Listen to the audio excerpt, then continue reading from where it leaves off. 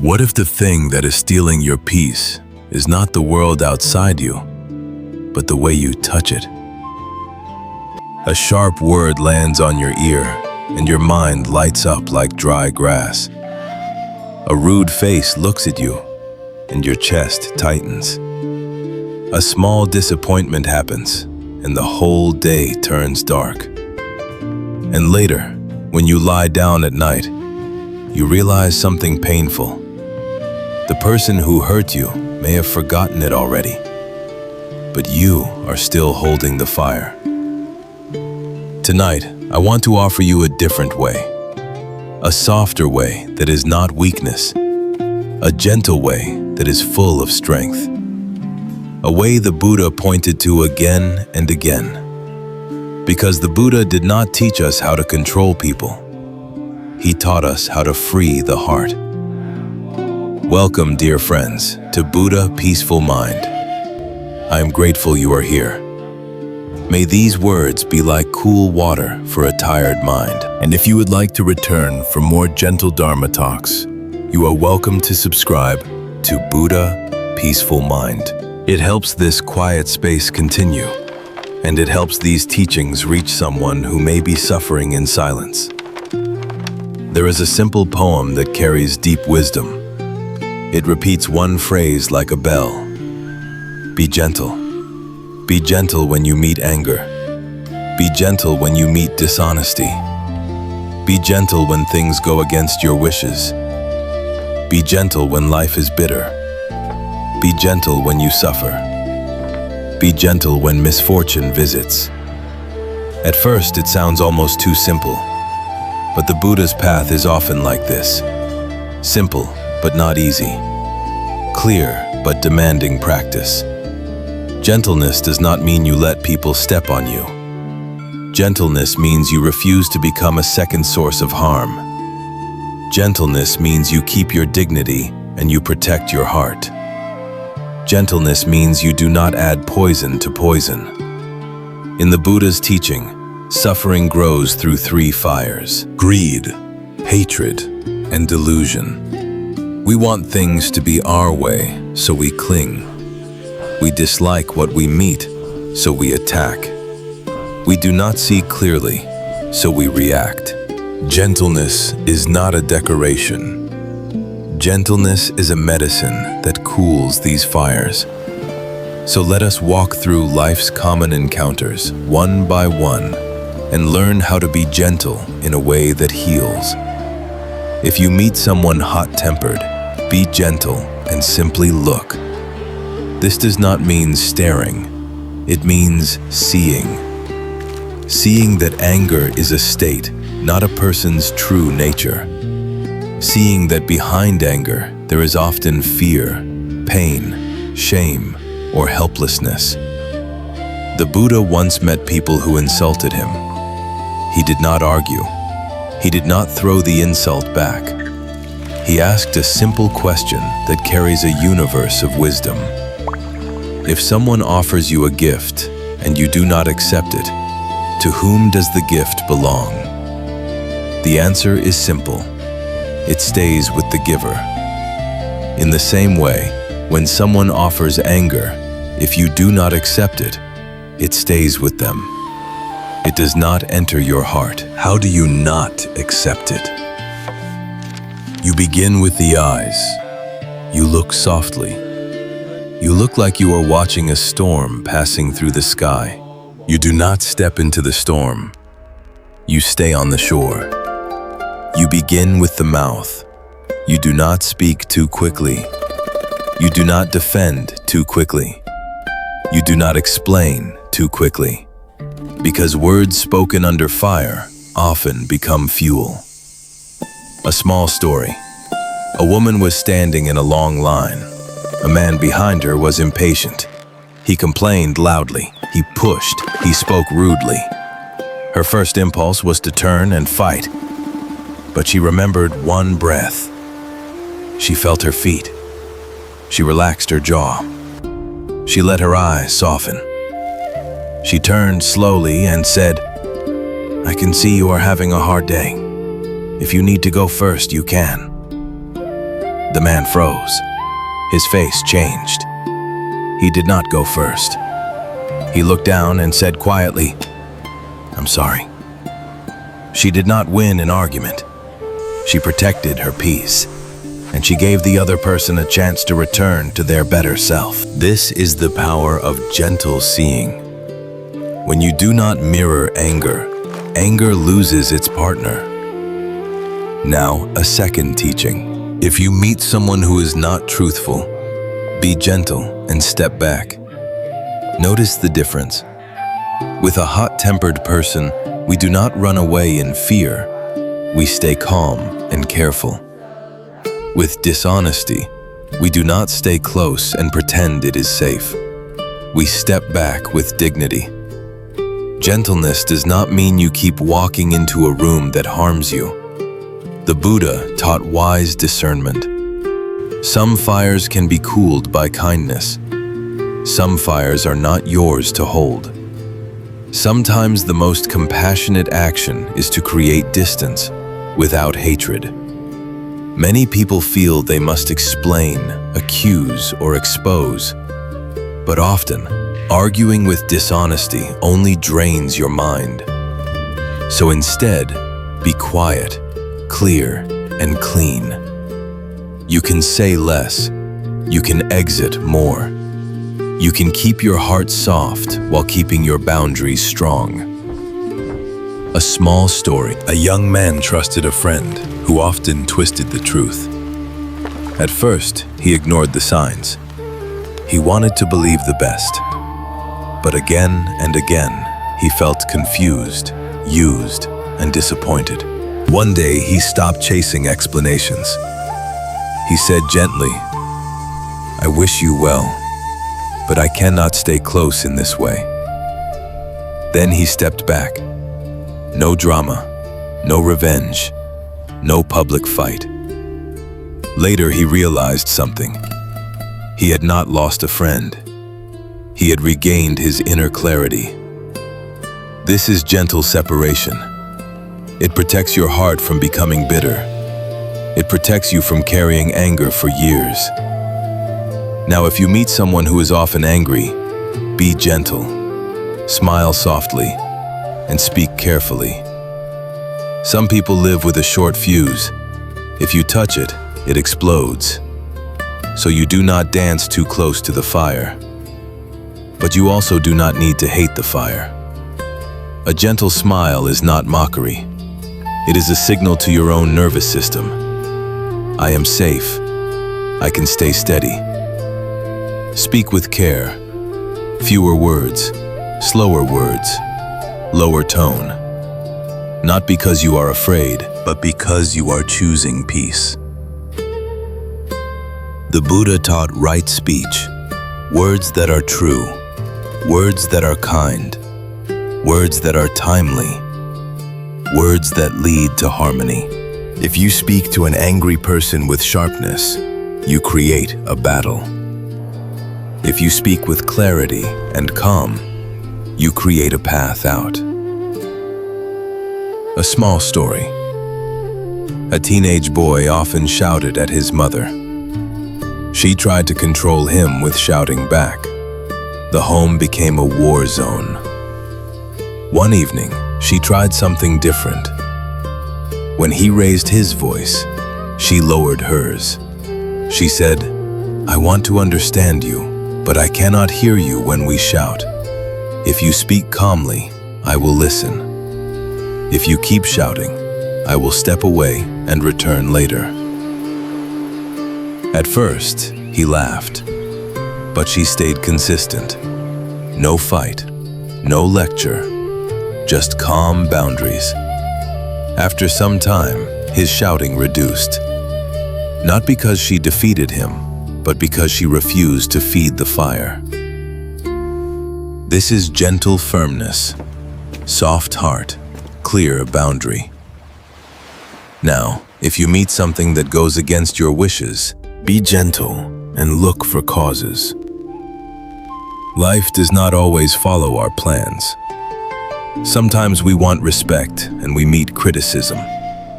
We want smooth roads, and we meet delays. We want love, and we meet misunderstanding. When the mind meets resistance, it wants to blame. The Buddha taught that blame is a form of ignorance. It does not see the full web of causes and conditions. So instead of saying, "Why are they like this?" ask, "What conditions created this moment? What is the cause?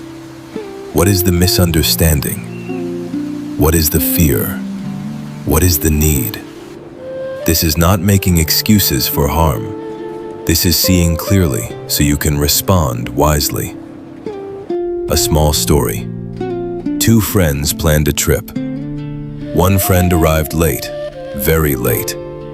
The other friend was furious. In his mind, the story was simple.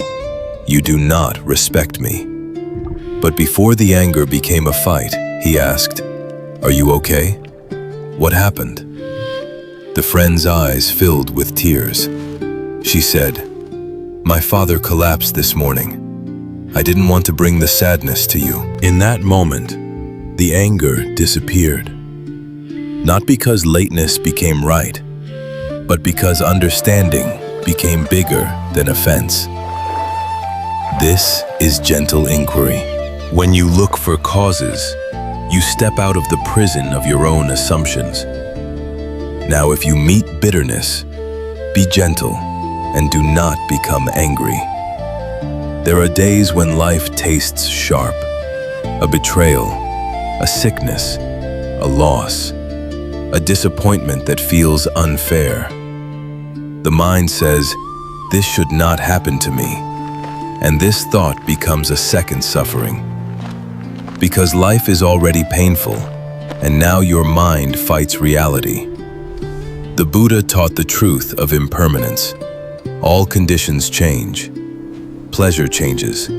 Pain changes. Relationships change. The body changes. Life itself changes. When bitterness appears, it is not proof that life hates you. It is proof that life is moving. So gentleness here means not adding hatred, not saying, "Life is cruel, and I must be cruel too." Not saying, "People hurt me, so I will hurt people back." Gentleness means you keep your heart human, even when life is hard. A small story. A man lost a job he loved. For weeks, he was bitter. He spoke harshly to his family. He became cold. He felt ashamed, so he became angry. One day, he sat quietly and asked himself, "What am I really feeling?" Under the anger, there was fear.